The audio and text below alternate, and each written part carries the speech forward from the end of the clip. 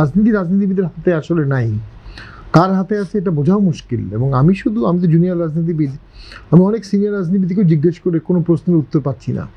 কোন দিকে যাচ্ছে দেশ, কি লক্ষ্য, কি ফরেন পলিসি, কি হবে, ইনক্লুশন হবে নাকি এক্সক্লুশন হবে, কিভাবে 10 বছর দেশ চলবে, কোনো লক্ষ্য কারোর মধ্যে নাই।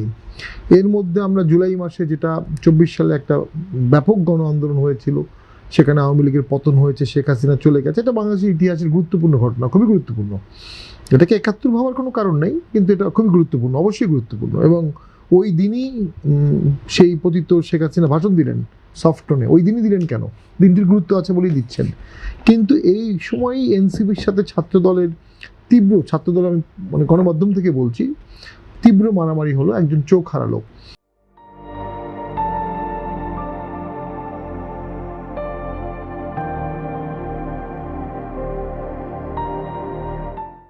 নাসিরউদ্দিন পাটোয়ারির মতো মানে বেশি কথা বলা বাগ্মী, উনি বলেছে আমি আর কথা বলবো না, স্কচ টেপ লাগিয়ে দিয়েছে ওকে।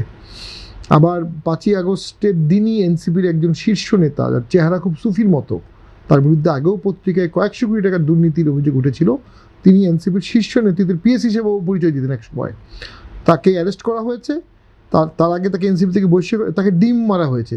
রিমেম্বার, 5ই আগস্ট এনসিপির নেতাকে আদালতে ডিম মারা হয়েছে। এবং এর মধ্যে সার্জিও গোর আসলেন।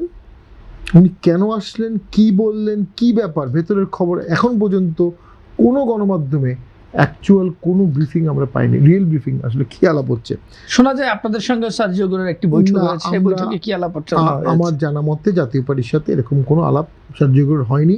আমার আন্ডারস্ট্যান্ডিং হচ্ছে Sergio Gor came up with a very specific message, a very specific suggestion to a very specific person, that is prime minister. এর বাইরে বাকিদের সাথে তার আলাপ করে তিনি কোনো কনসালটেশন করতে আসেন নাই, তিনি কোনো নেগোসিয়েশন করতে আসেন নাই, তিনি একটা মেসেজ দিতে এবং জানতে আসছেন। ইম্পর্টেন্ট ব্যাপার হচ্ছে উনি প্রাইম মিনিস্টারের সাথে দেখা করার আগে দেখা করেছেন বাংলাদেশের পররাষ্ট্রমন্ত্রীর সাথে, আর বাংলাদেশের পররাষ্ট্রমন্ত্রী আর প্রাইম মিনিস্টারের মাঝখানে উনি দেখা করেছেন ইন্ডিয়ান অ্যাম্বাসেডারের সাথে, হাই কমিশনারের সাথে, দীনেশ ত্রিবেদীর সাথে। এবং সেটাকে ডিনার ক্যান্সেল করে, অর্থাৎ উনি প্রাইম মিনিস্টারের সাথে কথা বলার আগে ইন্ডিয়ার ভিউ ভার্সন শুনছেন। অর্থাৎ বাংলাদেশে ইন্ডিয়া এবং ইউএসএ অলমোস্ট একই দিকে যাচ্ছে, একই পলিসিতে চলছে। হ্যাঁ, একটা সময় ছিল যে এখানে পুরোটাই ইন্ডিয়ার চোখে আমেরিকা দেখতো, এখন পুরোটা ইন্ডিয়ার চোখে দেখবে না, কিন্তু ইন্ডিয়া এবং আমেরিকা একসাথে চলবে। এই প্রেক্ষাপটে মাননীয় প্রধানমন্ত্রীর চায়না যাওয়াটা, চায়নার সাথে আমাদের ফাইন্যান্সিয়াল ডিপেন্ডেন্সি হিউজ, এবং সেটা অস্বীকার করার উপায় কোনোভাবেই নাই। কিন্তু যেখানে ইউএসএ এবং ইন্ডিয়া অ্যানয় হচ্ছে, সেই ট্যুরটা আসলে বাংলাদেশকে কি দিল, মানে কে তাকে অ্যাডভাইস দিল চায়না যাওয়ার এই মুহূর্তে? মানে কারণ প্রাইম মিনিস্টারের নতুন সরকারের পরে প্রথম ভিজিট, সেটা একটা গুরুত্ব বহন করে।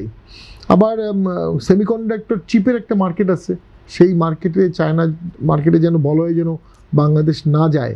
সেকেন্ড ওয়ার্ল্ড ওয়ারের পরে যখন মার্শাল তার প্ল্যান নিয়ে, ট্রুম্যান প্ল্যান নিয়ে আসলেন, তখন কমিউনিস্টরা আবার কমিসকন করলো যে আমাদের কমিউনিস্ট কান্ট্রিগুলো ট্রেড করবে কমিসকনের মাধ্যমে।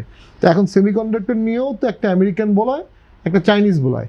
প্রাথমিকভাবে বাংলাদেশ চাইনিজ বলয় যাওয়ার সম্মতি হয়েছিল, এখন মনে হয় আবার আমেরিকান বলয়ে আসবে। দেন একটা বড় ইস্যু আছে কোয়াড। এখন কোয়াডে কিন্তু India member, USA member, Japan, Australia, নিউজিল্যান্ডও মেবি থাকতে পারে। এই কোয়াডে বাংলাদেশকে নেওয়ার জন্য অত্যন্ত প্রেশার আমেরিকার সবসময় ছিল। আমি যখন এমপি ছিলাম তখনও জানতাম সংসদের লবিতে আলাপ হতো।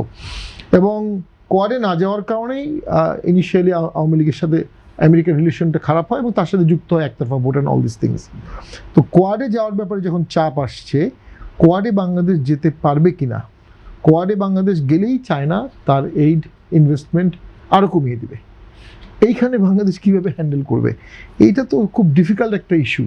তো এখন পর্যন্ত যেটা ছিল, আমরা ওই কী বলে এটা, এশিয়া প্যাসিফিক ভিত্তিক কিছু নেগোসিয়েশন হতো, সেমিনার হতো, সমস্ত কোস্টাল বেল্টের দেশগুলোর আর্মি চিফরাও আসতেন, বড় বড় সেনাপ্রধানরা আসতেন, কিন্তু কোয়াডে বাংলাদেশ যায়নি। কিন্তু ওটা কিন্তু শেখ হাসিনা কিন্তু মানে কোনো বলয়ে চলে যায়নি, তিনি কিন্তু ওই বলয়টা থেকে দূরে রাখছিলেন বাংলাদেশকে। এখন বাংলাদেশের উপর চাপ আসবে, শেখ হাসিনা চলে গেছে, শেখ হাসিনাকে চলে যাওয়ার পিছনে আমেরিকার উৎসাহ উদ্দীপনা ছিল, কারণ পেন্টাগন ব্রিফিং দিচ্ছিল, যেটা আমরা বলবো তো এখন তারা বলতেই পারে যে কোয়াডে আসুক, সেটা বাংলাদেশ কিভাবে হ্যান্ডেল করবে।